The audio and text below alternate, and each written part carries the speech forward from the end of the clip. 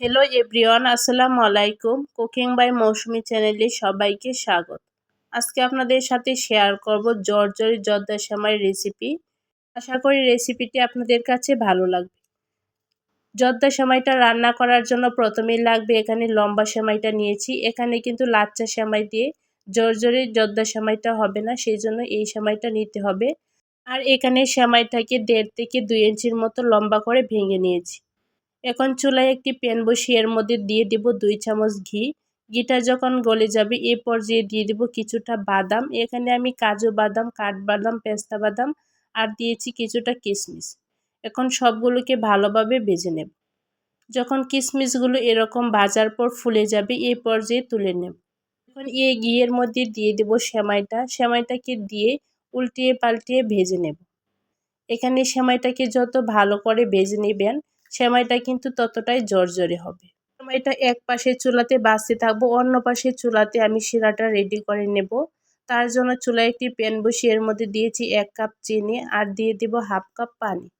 এখন দিয়ে দেব 1/2 cup liquid দুধ আর দিয়ে দেব সামান্য পরিমাণে এলাচ গুঁড়ো। এখানে এলাচ গুঁড়োটা দিলে কিন্তু একটা সুন্দর ফ্লেভার আসে। এখন সবগুলোকে একসাথে ভালোভাবে জাল করে নেব। 1 থেকে 2টা যখন বলক চলে আসবে এই পর্যায়ে চুলা থেকে নামিয়ে নেব। আর অন্য পাশে সেমাইটা কিছুক্ষণ ভাজার পর দেখেন সেমাইয়ের কালারটাও চেঞ্জ হয়ে গেছে।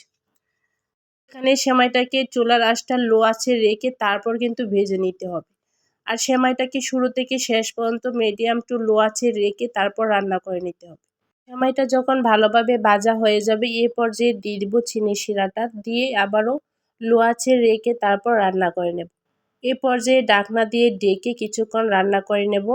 দেখেন কিছুক্ষণ রান্না করার পর কিন্তু পানিটা অনেকটাই শুকিয়ে গেছে। এখন ভালোভাবে নাড়াচাড়া দিয়ে এ পর্যায়ে দিয়ে দেব আগে থেকে ভেজে রাখা বাদামগুলো। দিয়ে দেব সামান্য পরিমাণে লবণ। মিষ্টির মধ্যে যারা লবণ খেতে পছন্দ করে না তারা স্কিপ করতে পারেন। এখন বাদাম আর সেমাইটাকে ভালোভাবে মিশিয়ে নেব। মিশানো হয়ে গেলে এখন আবারও ঢাকনা দিয়ে ঢেকে দমে বসিয়ে রাখবো কিছুক্ষণ পরে দেখেন পানিটা কিন্তু একদম শুকিয়ে গেছে।